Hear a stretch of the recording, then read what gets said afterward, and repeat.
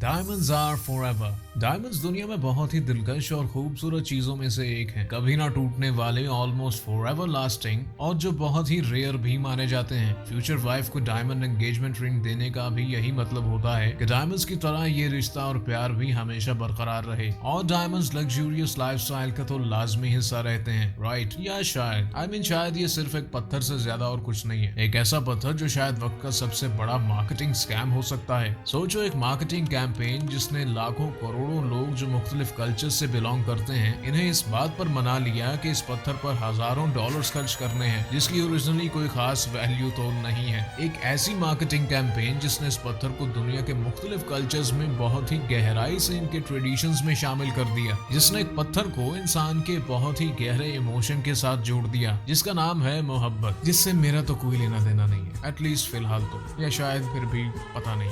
Anyways, तो लोगों को ऐसा क्यों लगता है कि एक डायमंड एंगेजमेंट रिंग पर इन्हें 2 महीने की सैलरी खर्च करनी ही चाहिए? क्यों लोग ऐसा सोचते हैं कि अपनी फ्यूचर वाइफ को एक डायमंड रिंग से ही सरप्राइज दिया जा सकता है? क्यों दुनिया में बहुत सी औरतों को अपने हाथ पर एक डायमंड रिंग चाहिए? तो ये है स्टोरी ऑफ डायमंड्स। इंट्रो बहुत लंबा नहीं हो गया? कमेंट्स में बताना।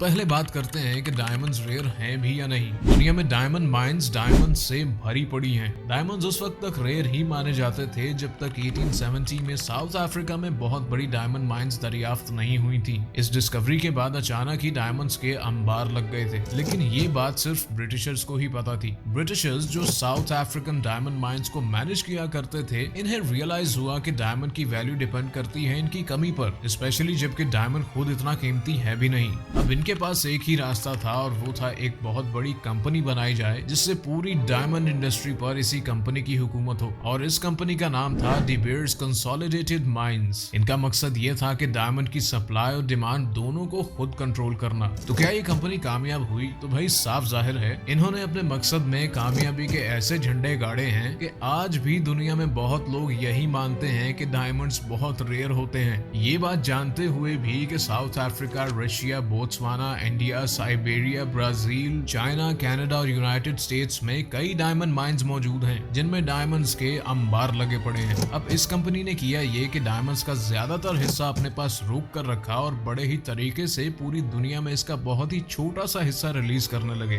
डी बेयर्स डायमंड्स को आर्टिफिशियली महंगा बनाने के काबिल भी थी। आखिर पूरा कंट्रोल जो इनके पास था। इन्होंने मार्केटिंग कैंपेन की सबसे बड़ी टैगलाइन भी बना डाली, डायमंड इज फॉरएवर, और पब्लिक को कन्विंस करने में कामयाब रहे कि डायमंड्स वाकई स्पेशल हैं। अब उस वक्त ये सब करना पॉसिबल भी था क्योंकि लोगों के पास इतनी इंफॉर्मेशन का इजी एक्सेस नहीं हुआ करता था, और खास तौर पर अमीर लोग ज्यादातर लग्जरी और लाइफस्टाइल पर फोकस किया करते थे। दूसरी बात ये कि हिस्ट्री में डायमंड्स बहुत से कल्चर्स का बहुत ही अहम हिस्सा रहे हैं। सबसे बड़ी और मेन एग्जाम्पल तो कोहिनूर की है। हिस्ट्री तो हो गई, अब इसके पीछे की साइंस को समझते हैं। उससे पहले अगर चैनल पर नए हो और यहाँ तक वीडियो देख ही चुके हो तो इसका मतलब है ऐसा कंटेंट पसंद है आपको। इसी बात पर चैनल को सब्सक्राइब करते हुए जाना ताकि मुलाकात होती रहे। Now back to the topic. Diamond शायद कुदरती तौर पर पाए जाने वाला सबसे सख्त मटेरियल हो सकता है जो मिलियंस ऑफ ईयर्स के दौरान जमीन के नीचे कार्बन एटम्स के ऊपर बहुत ही हाई प्रेशर और हाई टेम्परेचर की वजह से बनता है। प्रेशर और हीट की वजह से कार्बन एटम्स इतने करीब आ जाते हैं कि एक कार्बन एटम 4 कार्बन एटम से बॉन्ड बना लेता है। ओह, इसलिए डायमंड्स आर फॉरएवर, जो इसे सबसे हार्ड मटेरियल तो बना ही देता है, लेकिन फिर भी इसे एक आम से हथौड़े से मारकर तोड़ना मुश्किल नहीं है। अब किसी मटेरियल के सख्त होने और मजबूत होने में फर्क होता है। हार्ड होने का मतलब ये है कि हीट या प्रेशर अप्लाई करने पर कोई मटेरियल अपनी शेप को किस हद तक चेंज कर सकता है, और डायमंड इस मामले में वाकई हार्ड है। लेकिन अगर बात करें मजबूत होने की, तो हथौड़ा भी मारेंगे तो डायमंड कहेगा